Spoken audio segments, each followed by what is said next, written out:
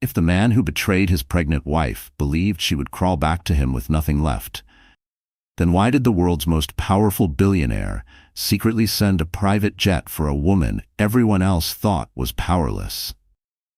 The laughter echoing through the ballroom should have sounded like music, but to Emma Weston, it was a dagger to the heart. Everywhere she turned, the eyes of New York's richest and most ruthless followed her. Some filled with pity, most with open curiosity.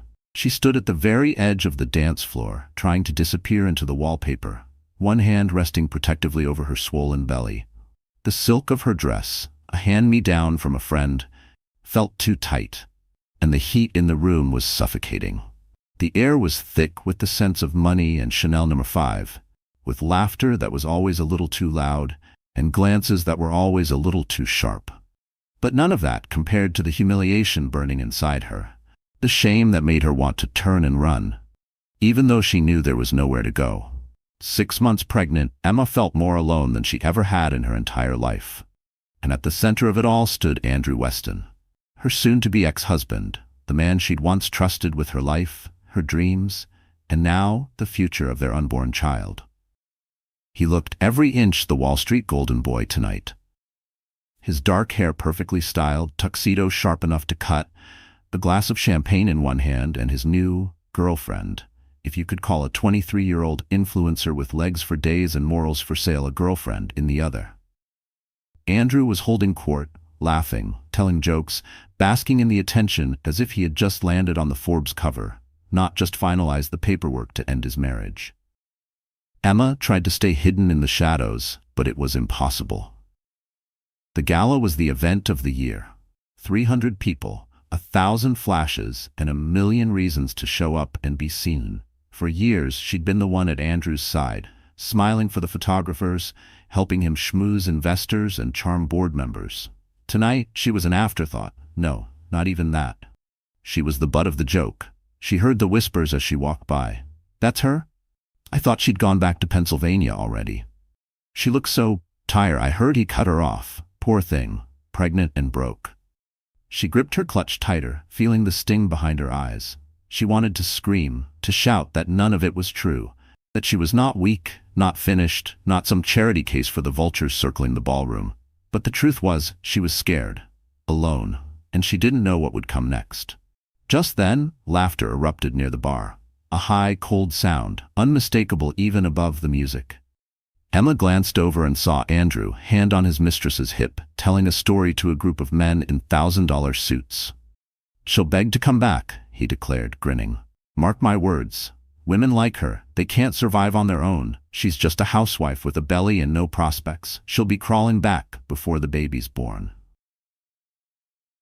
His mistress laughed and ran her fingers through his hair. The group erupted in knowing chuckles. Emma's cheeks burned. She thought she might be sick.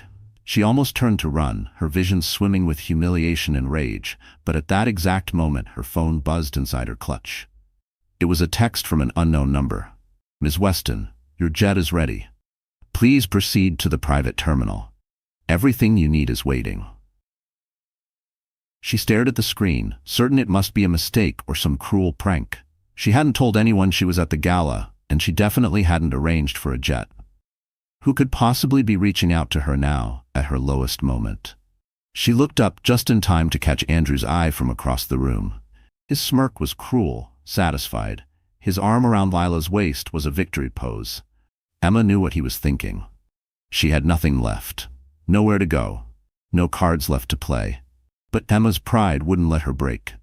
She took a deep breath, shoulders back, chin high, and walked through the ballroom as if she were floating above it all. With each step, she remembered every sacrifice, every sleepless night, every piece of herself she had given up for Andrew's dreams. Tonight, she walked away from all of it. She walked past the staring eyes, past the sneers and the whispers, and didn't look back. Outside, the night was shockingly cold, the city lights smeared with rain. For a moment, Emma hesitated on the steps. She was scared. But somewhere deep inside her, a spark flickered. Maybe this was what freedom looked like. Maybe this was what starting over felt like. Her phone buzzed again. "Your driver is waiting. Terminal C. Ask for Mr. Gold." Emma took a shaky breath, wrapped her coat around her shoulders, and stepped out into the night. She was no longer the wife left behind at a party for someone else's future. She was a woman on the verge of becoming someone new. She clutched her belly, feeling the baby kick, a reminder that she was never truly alone. Back inside, Andrew didn't even notice she was gone. He toasted his friends, certain of his victory. "She'll be back," he said, as cameras flashed and the music swelled. "She's got nowhere else to go." He was wrong. In that moment, a jet waited for Emma Weston on the tarmac. A new beginning, a new world, and a secret about herself even she didn't fully understand. The joke was on him now, because tonight, Emma would become the story, and nothing would ever be the same. Emma Weston had always thought of herself as ordinary. Not plain, not simple. Just someone who never asked for much. Never tried to steal the spotlight. She'd been a bookworm as a child, happiest in the quiet corners of the school library or with her hands in the garden dirt at her parents' little farmhouse in rural Pennsylvania. Her life had always been about hard work, kindness, and the belief that good things came to people who kept going, even when things were tough. She never expected a life like the one she found with Andrew. He was dazzling from the start. Smart, witty, handsome in a classic old Hollywood way. They met at a college networking mixer in Philadelphia. Emma, then 19, had gone as a favor to a friend. She barely knew how to talk to strangers, let alone someone as confident as Andrew. But he made her feel seen. He listened when she spoke. For the first time, she felt special, even if she couldn't quite believe it would last. The whirlwind was dizzying. Dinners at candlelit restaurants, flowers sent to her dorm, endless conversations about their dreams for the future. Andrew talked about moving to New York, about making a name for himself in finance, about building a life that would be the envy of everyone back home. Emma was swept away by his ambition, his hunger. He called her the heart behind the hustle, told her that together they could conquer anything. Their wedding, 2 years later, was small but beautiful. Emma wore a dress borrowed from her cousin. Andrew's family flew in from Boston, bringing enough champagne to keep everyone smiling for days. They moved into a shoebox apartment in Queens, scraping by on Andrew's first analyst salary and Emma's part-time job at a children's bookstore. It wasn't glamorous, but Emma loved it. She made their place feel like home, cooking dinners in a tiny kitchen and writing little notes for Andrew to find before his early morning commutes. As Andrew climbed the corporate ladder, everything changed. The apartments got bigger, the parties fancier. Emma learned how to navigate society events, how to smile and shake hands, how to keep quiet about the loneliness creeping in around the edges. Andrew's hours grew longer, his promises more fleeting. Emma poured herself into their home, organizing charity drives, volunteering, and waiting up at night for him to come home. She believed that being supportive was what a good wife did. She had always imagined herself as a mother. She pictured a life filled with little footsteps, bedtime stories, and laughter echoing through sunlit rooms. When she found out she was pregnant, it felt like her whole world had snapped back into color. Andrew had seemed happy at first. He hugged her tightly, told her this was the next step for their legacy. For a brief moment, Emma let herself believe that their family was coming together, that the distance between them would finally shrink. But with every week that passed, Andrew's attention wandered further away. He was always working, always traveling, always just out of reach. When Emma tried to talk to him, to tell him about her fears or her hopes for their child, he brushed her off with a distracted kiss or a quick promise to make it up to her. The man who once told her she was his whole world now barely seemed to notice when she was in the room. And then there were the secrets. The late-night texts, the unexplained charges, the cold, dismissive attitude whenever she asked questions. Emma found herself shrinking, trying to take up less and less space. She thought if she was quieter, more understanding, less demanding, Andrew would come back to her. She tried to be the perfect wife, hosting dinner parties, keeping up appearances, making excuses for him to friends and family who started to notice the cracks. It was the day she found a lipstick-stained napkin in his jacket pocket that everything changed. It wasn't hers. She sat on the edge of their bed for a long time, heart pounding, mind racing through every memory and every warning sign she had tried to ignore. She felt like she was losing herself, piece by piece, to a story she hadn't chosen. When she finally confronted Andrew, he didn't bother to deny it. He laughed, said she was overreacting, told her that men like him had needs, and if she couldn't handle it, maybe she wasn't cut out for life at the top. The next morning, her bank account was frozen. Her credit cards declined. She was left in their penthouse apartment, alone, pregnant, and suddenly invisible to the only man she had ever loved. Emma moved out with nothing but a suitcase and a box of baby clothes. She found a friend willing to rent her a spare room in Brooklyn. Gone were the days of fancy galas and catered dinners. Emma worked odd jobs, did freelance bookkeeping, and tried not to panic when her baby kicked at night and she wondered if she'd made the biggest mistake of her life. But what Andrew never knew, and what Emma barely let herself remember, was that she wasn't as powerless as he thought. Her late grandmother had left her a small inheritance, one she had tucked away for years, untouched. It wasn't millions, but it was enough to keep her afloat while she figured out what to do next. She used it to quietly rebuild, paying for prenatal appointments, buying groceries, and keeping the lights on. In the darkest moments, Emma held on to one truth. She was more than just a wife, more than just a victim. She was a survivor. And the world hadn't seen the last of her. Not even close. The Heart of the City Gala was more than just another charity event. It was the city's ultimate social battlefield. Under the crystal glow of the Hotel Astoria's legendary ballroom, fortunes were made, deals were sealed, and reputations were destroyed with a single whispered rumor. To outsiders, it looked like a fairy tale, all elegance and sparkling lights. To Emma, it was a cage. Emma had spent countless nights in this very room, playing the loyal wife beside Andrew as he chased donors and courted the press.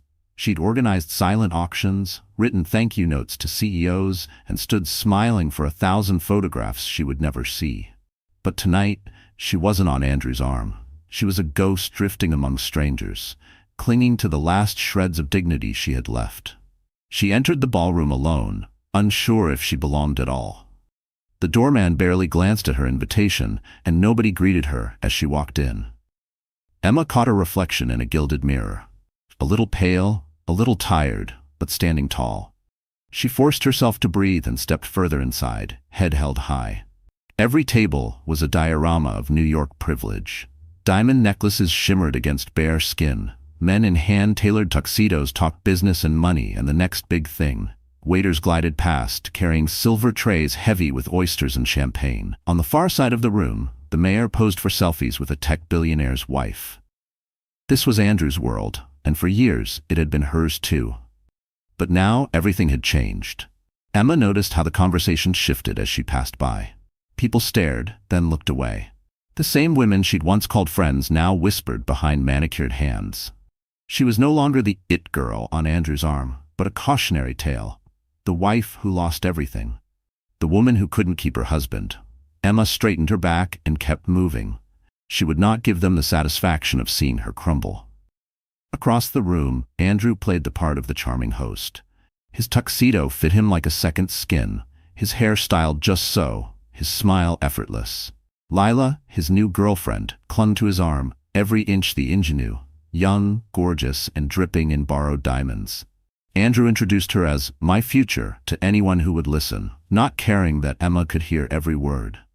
He laughed a little too loudly, posed for the cameras, and made sure the entire room saw just how happy he was. Emma watched from a distance, wishing she could disappear.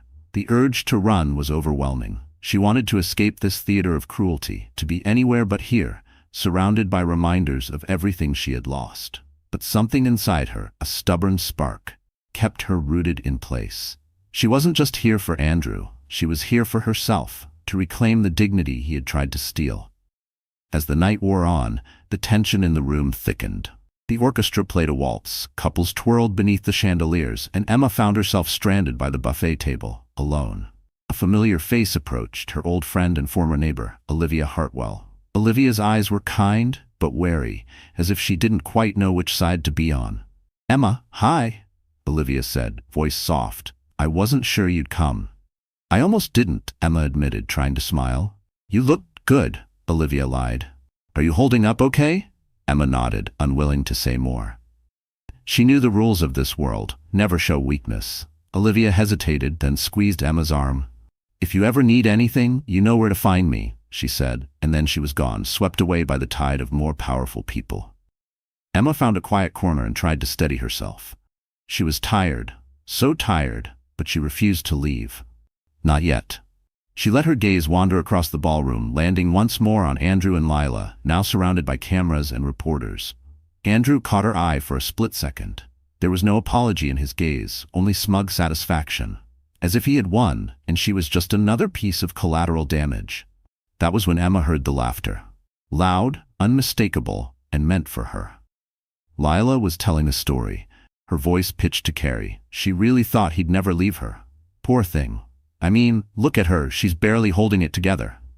The circle of people around them laughed, not even bothering to hide it. Emma's cheeks burned. The humiliation was almost too much. For a moment, she swayed on her feet, dizzy with rage and hurt. She pressed her hand to her stomach and closed her eyes, reminding herself to breathe. The baby kicked, a flutter of hope in the darkness. Suddenly, the world shifted. Emma realized she had nothing left to lose. She was already the subject of gossip. She was already outcast. But she was still standing. No matter what Andrew or Lila said, she was not defeated. In that instant, she felt something inside her harden, resolve, not bitterness. She would not let them write her story.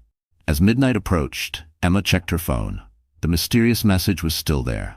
"Your jet is ready. Terminal C. Ask for Mr. Gold." It was crazy. It was reckless. But it was hers. She took one last look around the ballroom, the place where her marriage had ended, where her humiliation had peaked, and then she turned and walked out, head high. For the first time in a long time, Emma Weston felt the future rushing up to meet her, and she was not afraid. For most of the city, Andrew Weston was the golden boy.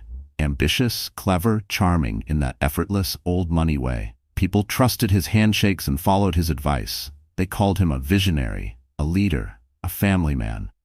He cultivated the perfect image, never letting anyone see the shadows lurking just behind his polished smile. But the man Emma had once married was gone. Or maybe, she thought as she rode away from the gala in the back of a silent car, he had never truly existed. Maybe she'd only fallen in love with a fantasy, the kind of fantasy Andrew spun so well.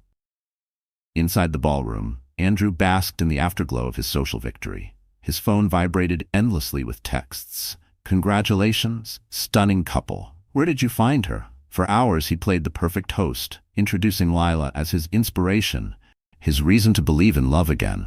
She giggled on cue, holding his hand as if she were afraid he might float away. Lila Monroe was nothing if not ambitious. She'd grown up in Miami, one of 3 daughters in a house where beauty was a weapon and ambition was currency. At 23, she already knew how to charm a man, how to twist his words into gifts, and how to draw the eye of every woman in the room, if only to inspire envy. With Andrew, she'd found her perfect mark. Older, successful, newly single, and so desperate to prove he could trade in his old life for something younger and brighter. But Lila's charm was a double-edged sword. She was skilled at playing the perfect girlfriend, adoring in public, flirtatious at just the right moment, a little bit wild but never out of control. She whispered jokes in Andrew's ear and touched his shoulder possessively, always making sure the world saw them as a couple. But beneath the flawless surface, she was calculating, always searching for her next advantage. Andrew thrived on this new energy. He told himself he deserved happiness, that Emma was holding him back, that he'd done everything right and still gotten the short end of the stick. He didn't feel guilty for what he'd done. In fact, he felt vindicated. "She'll beg to come back," he'd bragged more than once. "She's nothing without me." He even made a bet with Lila, standing at the balcony above the gala dance floor, their drinks sweating in the humid summer air. "How long do you give her before she calls?" he asked, smirking. Lila took a sip of her champagne, her eyes shining with mischief. 2 days, she said. "She looks like she's never worked a real job in her life." "Where's she gonna go, Andrew? You're the best thing that ever happened to her." Andrew grinned, emboldened. 3 days max. She'll crawl back, and I'll make her beg for it. Just watch." Neither of them thought twice about the woman whose life they'd just torn apart. To them, Emma was the past, a dull shadow, a burden best forgotten. They didn't see the strength brewing beneath her silence. They didn't realize she was already halfway out the door, carving a future for herself and the baby growing inside her. Later that night, in the quiet of their hotel suite, Lila checked her social media. Dozens of new followers. Hundreds of likes. She snapped a selfie of her and Andrew in bed, captioned with a single heart emoji. She sent it to her private group chat, and the replies rolled in. "You did it, girl. That's the Weston's penthouse, right? OMG, you're really living her life." Lila smiled. She liked this version of herself. Powerful, desired, envied. Andrew showered, changed into designer loungewear, and poured himself a glass of whiskey. He was already planning his next move. He imagined the headlines, Weston reinvented. His tragic divorce would be spun into a redemption story, a man who'd found happiness after heartbreak, who'd traded up for a life more exciting. He knew how this city worked. Image was everything, and he was always 2 steps ahead. He never once considered that Emma might be the one writing the next chapter. The next morning, Andrew awoke to another flurry of press. His face was everywhere, smiling with Lila, laughing with investors, living the good life. The tabloids called Lila the new queen of Wall Street. Andrew's phone was full of invitations, offers, and flattery. He basked in the attention, convinced he had finally won. But as he sat on the balcony, sipping his coffee, a nagging thought tugged at the edges of his mind. Emma had not called. She hadn't texted. No angry emails, no desperate voicemails. He expected tears, or at least a demand for money. But the only thing in his inbox was a brief message from her lawyer confirming the divorce papers had been filed. He mentioned it to Lila over breakfast, trying to sound unconcerned. "I just think it's weird," he said, poking at his omelet. "She's so quiet. She's not even fighting me on the settlement. It's almost like she's just disappeared." Lila shrugged, unbothered. Maybe she finally got the message. Maybe she's just embarrassed. Who cares? She's old news. We're the story now, babe. Andrew tried to agree. He told himself he didn't care, that Emma was nothing to him now. But deep down, the silence unsettled him. He liked his women predictable. He liked being the one in control. And Emma, with her quiet dignity and stubborn resilience, was suddenly an unknown variable in a game he thought he'd already won. Neither Andrew nor Lila realized just how quickly their luck was about to change, or that the nobody they'd cast aside would soon be at the center of the city's biggest scandal. If the betrayal in private had been sharp, the humiliation in public was suffocating. The city's news cycle thrived on scandal, and Andrew Weston knew how to feed it. Before Emma could catch her breath, the morning after the gala, her face was splashed across half a dozen tabloid websites. Weston's wife left in the cold, Wall Street tycoon moves on with younger flame, and the one headline she couldn't escape, the ex who can't let go. At first, Emma thought it would pass, a 24-hour circus, nothing more. She tried to ignore her phone, but it buzzed all morning with texts from friends, family, and acquaintances who had read the stories. Some were kind, checking if she was all right. Others sent thinly veiled curiosity masked as concern. A few messages were cruel. "Bet you wish you'd tried harder," one read. "Should have known he'd never settle for someone like you." Every time Emma stepped outside, she felt the eyes. At the grocery store, the pharmacy, even walking down her new block in Brooklyn, people whispered. Strangers seemed to recognize her, her swollen belly and the tired circles under her eyes. She kept her head down, sunglasses on, and her world small. She spent her days working remote accounting jobs, stretching the small inheritance from her grandmother to cover rent, food, and doctor's appointments. The worst came a week after the gala, when a glossy magazine published a photo spread from the event. There was Andrew, arm draped around Lila, both beaming. Emma stood alone at the edge of the frame, blurry, out of focus, a ghost at her own funeral. The caption underneath cut deeper than any headline. "Some women lose gracefully. Others just lose." That night, Emma sat at the kitchen table in her friend's tiny apartment, scrolling through comment sections she knew she should ignore. The vitriol was endless. What did she expect, letting herself go? He traded up. She should have seen it coming. Single mom in New York? She'll be back, begging, just wait. A wave of despair nearly swallowed her. She pressed her hand to her stomach, feeling her baby turn. For the first time since leaving Andrew, she let herself cry, tears falling silently onto the kitchen table. She cried for the future she'd lost, for the love that had curdled into something poisonous, for the sense of safety she no longer had. She cried until the pain was washed clean by exhaustion and the tiniest flicker of something else, anger. Because beneath the grief was a rising, cold fury. She hadn't asked for this war, but she would not let herself be destroyed by it. Emma looked around the little kitchen, cramped, cluttered, but safe. She remembered her mother's words from years ago, "Never let them decide your worth, honey. You know who you are." Emma decided that night she would not be a punchline. She would not be the sad, defeated ex-wife Andrew and Lila expected her to become. If this was rock bottom, she would use it as her foundation.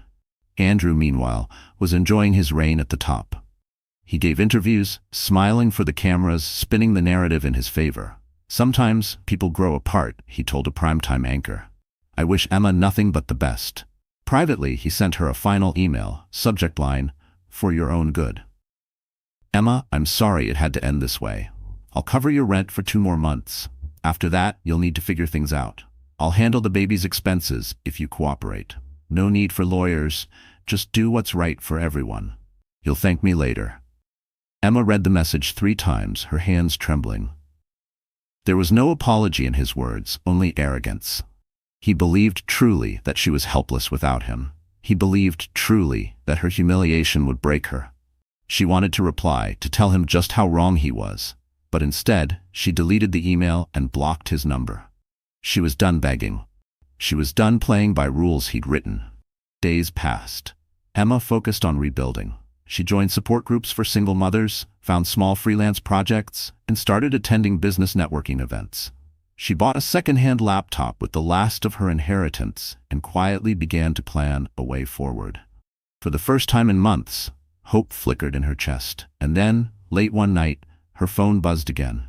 Another message from the unknown number. "Your jet is still waiting. Terminal C. Please respond if you're ready for a new beginning." Emma stared at the message. The urge to dismiss it as a scam was strong.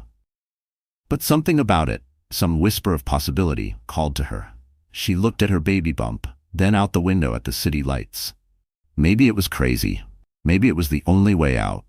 The next morning, as Andrew and Lila enjoyed brunch in the penthouse, news broke of a mysterious woman flying first class on a private jet out of Teterboro, destination unknown. Tabloids speculated, but none guessed the truth. For Emma, it was not an escape, it was a return to herself.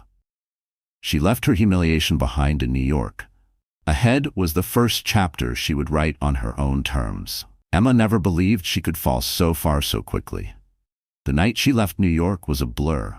1 minute sitting in her friend's kitchen with nothing but a half-eaten sandwich and the glow of her cracked phone, the next bundled into the back of a sleek black car heading toward a private airport. The city slipped past her window, neon lights blurred by tears. Every street was a memory. Late-night walks with Andrew, her favorite bakery, the playground she dreamed of taking her child to someday. Every heartbeat was heavy with loss. At Teterboro, everything felt surreal. The uniformed driver guided her to a private jet. She expected some rich man's prank or an embarrassing mistake. She almost turned around more than once. But at the stairs, a tall, gray-haired man in a tailored suit greeted her. "Miss Weston, I'm Mr. Gold. You're expected." His voice was calm, kind, reassuring. Emma was silent the entire flight. She barely touched the gourmet meal placed in front of her, couldn't sleep on the plush recliner, and flinched every time the baby kicked. She kept replaying the last month in her mind. Andrew's betrayal, the whispers at the gala, her own face in the tabloids, the emails, the texts, the shame. It felt like her identity was slipping through her fingers. For years, she'd built her life around being the perfect wife. And now, stripped of that role, she didn't know who she was anymore. The jet landed just after sunrise in a city she didn't recognize. A skyline filled with glass and steel, but unfamiliar, intimidating. Mr. Gold ushered her into another car, handed her a folder, and explained as they drove, "You've been offered sanctuary. Your privacy and security are guaranteed here. There are people waiting who care about your future." Emma didn't understand. She barely listened as he explained that everything had been arranged. A safe apartment, a generous monthly stipend, new legal representation, even prenatal care at one of the best clinics in the country. It was like stepping into someone else's life. a life where she wasn't haunted by humiliation or fear. But that didn't mean the pain went away. For the first few days, Emma hardly left her new apartment. She stared at the ceiling, numb, letting the hours slip by. She barely ate. She scrolled through old photos, sometimes bursting into tears at the sight of herself smiling with Andrew, with friends, at baby shower gifts she would never open. She was haunted by doubt. Was this her fault? Had she been too naive, too trusting? Was she destined to fail on her own? She barely answered her phone when it rang, but her mother's name flashed one afternoon, and Emma let herself pick up. "Honey, where are you?" Her mom's voice trembled with worry. Emma's voice was small. "I left. I had to. I can't go back, Mom." There was a pause, then her mother said quietly, "You did the right thing, Emma. It's not your fault. You're not alone. I'm so proud of you." That night, Emma let herself grieve.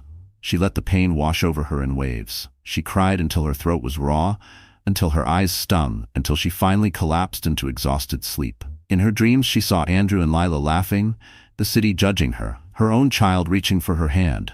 She woke with a scream, shaking, heart pounding, and wondered if the pain would ever leave her. Days became a blur. Emma forced herself to eat, to shower, to get dressed. She saw a therapist arranged by Mr. Gold, a gentlewoman named Dr. Chen, who listened without judgment. Emma spilled everything, her fears, her anger, her guilt. "You have been through a trauma," Dr. Chen told her. "It's okay to not be okay. You're allowed to fall apart. The important thing is that you're still here." But it wasn't easy. Every news headline about Andrew and Lila felt like another slap. The tabloids ran stories about their new beginning. A glossy feature appeared. Photos of Lila on Andrew's arm, dressed in Emma's old jewelry, lounging in Emma's old home.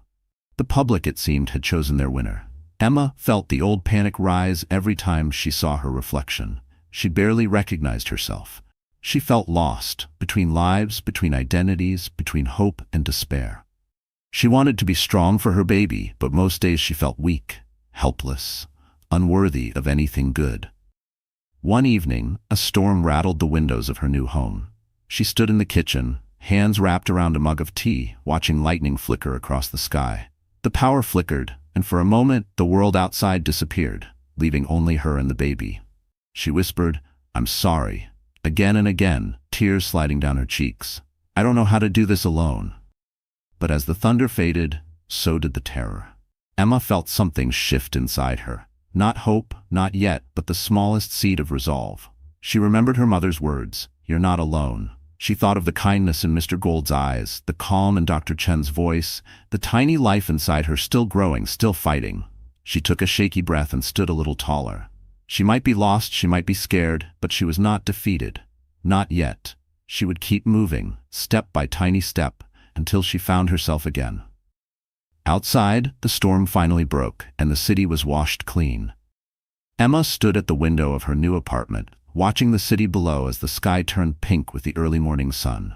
For days she'd been barely existing, drifting between grief and exhaustion, feeling like an exile in her own life. But something was shifting inside her. The endless tears had run dry. The questions, why me, why now, were replaced by a new one. What if this wasn't the end? What if it was only the beginning? A gentle knock sounded at her door just after breakfast. Emma opened it to find Mr. Gold standing in the hallway, crisp as always, carrying a thick envelope.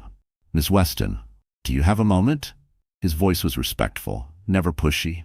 Emma nodded and let him in, curiosity mingling with wariness. He sat across from her at the little kitchen table and placed the envelope between them. "You don't have to be afraid anymore," he said softly. "It's time to remember who you are and what you're entitled to." He slid the envelope toward her. Emma opened it with shaking hands. Inside was a stack of documents, legal papers, account statements, a birth certificate, and a letter in her grandmother's familiar looping script. The sight of that handwriting made Emma's heart ache with sudden longing. She read the letter slowly, tears stinging her eyes. "My dearest Emma, if you're reading this, it means you're at a crossroads. I always knew you were stronger than you thought, and I never wanted you to be dependent on anyone.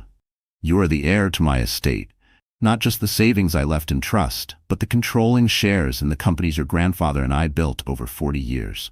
These are yours. I hope you never need them. But if you do, use them with the wisdom and kindness you've always shown. The lawyers will help you. You are not alone."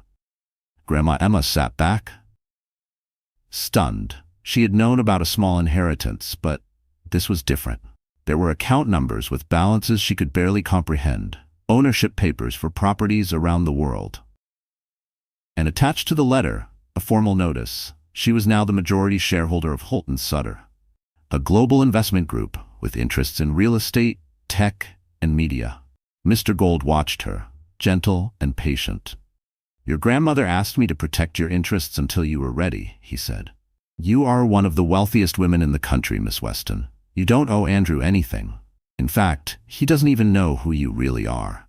It was your grandmother's wish that your identity remain private until you needed to step into your power." Emma's mind raced. Why didn't she ever tell me all of this? I thought. She wanted you to be loved for yourself, not your money, Mr. Gold explained. She knew the world could be cruel to women with power, but now you have every resource you need to protect yourself and your child. And, he added with a small smile, you have the means to write your own story. Emma's hands shook as she sifted through the documents. The numbers were dizzying.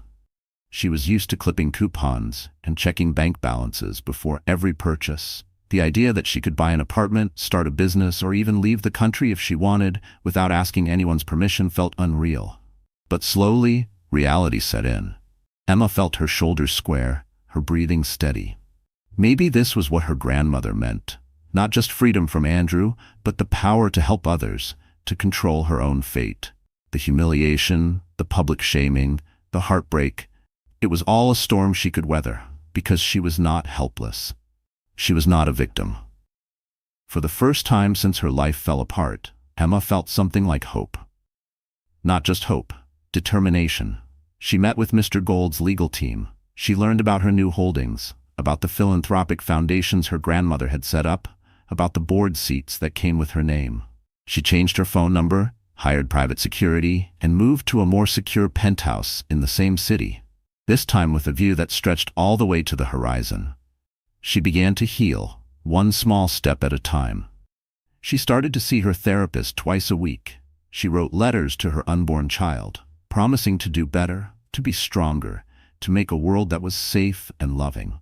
She made a plan to use her wealth quietly at first, supporting women's shelters and small businesses run by single mothers. She would not become cold or hard. She would use her pain as fuel. As the weeks passed, Emma's resolve grew. Her hair regained its shine, her eyes their light. She bought new clothes, not for anyone else, but for herself, to remind her who she was becoming. She met with a business coach and started sketching out ideas for her own nonprofit, inspired by her grandmother's legacy. One night, watching the city from her new balcony, Emma made a promise to herself and her child. We will never let anyone write our story for us again. Word began to spread, quietly at first, that the abandoned wife was no longer living in the shadows. The tabloids tried to chase her, but her lawyers shut them down. The people who had mocked her, who had called her weak, began to wonder. Had they underestimated Emma Weston? The answer was yes. And her ex-husband was about to learn that the woman he'd discarded was not just surviving, she was about to take back everything and more. Emma Weston's transformation didn't happen overnight. Healing never does. For weeks, she was up before dawn, pacing her new penthouse apartment with a sense of purpose she'd almost forgotten she could feel. The pain of betrayal and public shaming still lingered, but it was no longer the center of her story. She was writing a new narrative now, one where she was the author, not the victim. She started each day with quiet rituals that grounded her. Hot tea by the window, gentle yoga, a journal where she scribbled hopes, fears, and fierce affirmations. You are not small. You are not powerless. She said it out loud until her voice stopped trembling. She bought herself fresh flowers and arranged them in every room. No one was coming to rescue her, but she didn't need to be rescued anymore. The transformation was as much internal as external. Emma hired a stylist, not to impress anyone, but to help her rediscover what made her feel beautiful and strong. Out went the drab, supportive wife wardrobe. In came bold colors, crisp tailoring, clothes that celebrated her changing body and the life she carried. She cut her hair into a sleek bob, a visible line between her old life and the one she was claiming.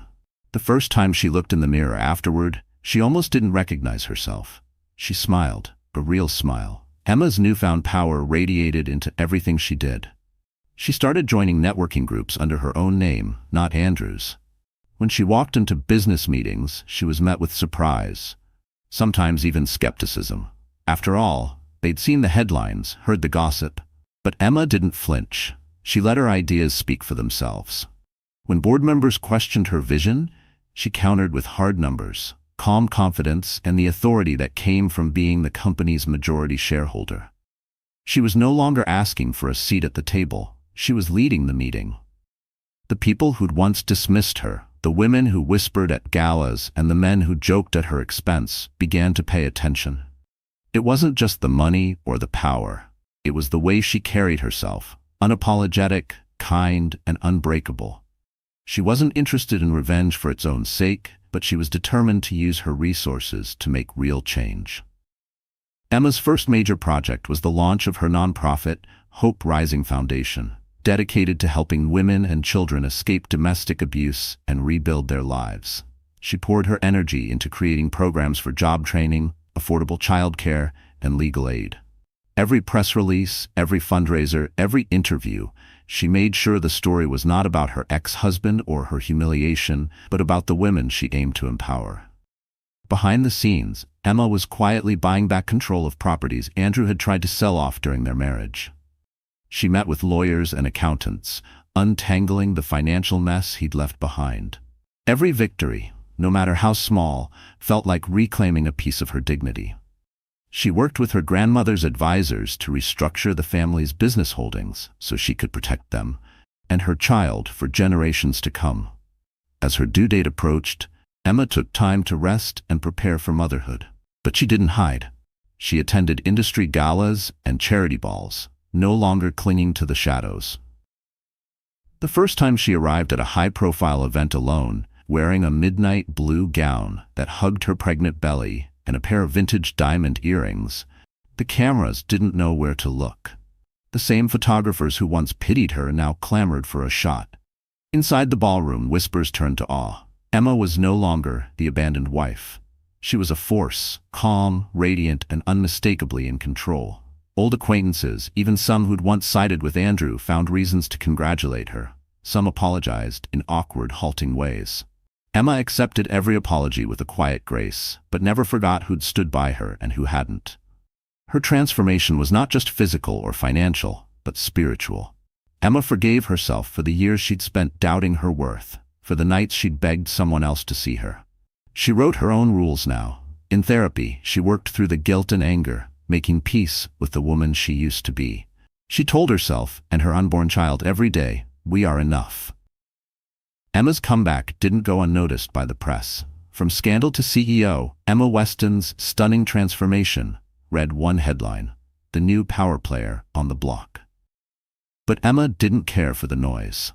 What mattered was the community she was building, the safety she'd found for herself and her baby, and the future she could finally believe in. On the night before her son was born, Emma stood on her balcony overlooking the city that had once swallowed her whole. She felt her child's gentle kicks and whispered, "You saved me, little one. Now I'll save us both."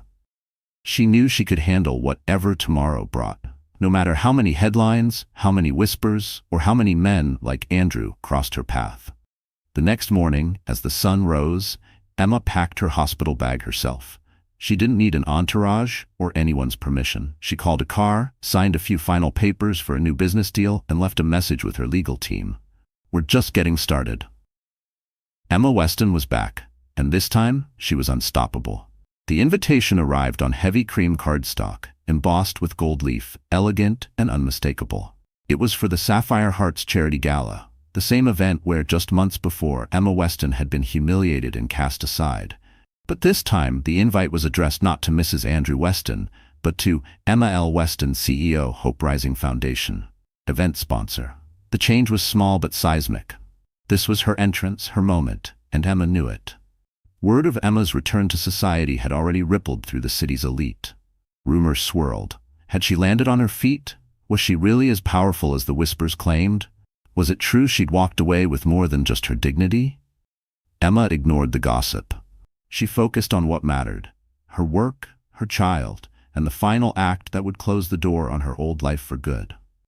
On the night of the gala, Emma arrived in a custom gown of deep emerald velvet, her hair swept up, her eyes calm and clear. She was flanked not by a date, but by her board chair, a respected CEO, and two key female partners from her foundation.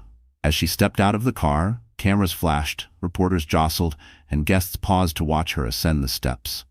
For the first time in her life, Emma didn't shrink from the attention. She accepted it, even welcomed it, knowing she had nothing left to hide. Inside, the ballroom buzzed with anticipation. Andrew Weston was already there, Lila on his arm, working the room. He looked older somehow, thinner, his smile a little too wide. He'd heard the rumors, too, but hadn't believed them. Not really. He still expected Emma to be the woman he'd left behind, timid, apologetic, alone. When Emma entered, the orchestra fell silent for a beat. Conversations stopped. All eyes shifted to her. The event organizer rushed forward, nearly breathless, and announced, "Ladies and gentlemen, please welcome tonight's lead sponsor, Emma Weston." The room erupted in applause, not out of pity, but respect. Emma walked the room with her head high. People reached out to shake her hand, to congratulate her on Hope Rising's rapid success, to compliment her on her courage. Some who'd shunned her before tried to reconnect. Others simply stared, stunned by the change. She was no longer the story's victim. She was its author.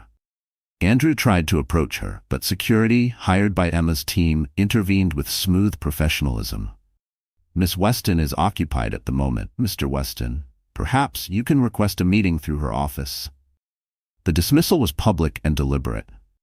Andrew flushed, his composure faltering. Lila looked Emma up and down, eyes sharp, searching for any weakness. She found none. Emma met her gaze with calm indifference, then turned her attention back to her conversation with a senator's wife about a new citywide education initiative.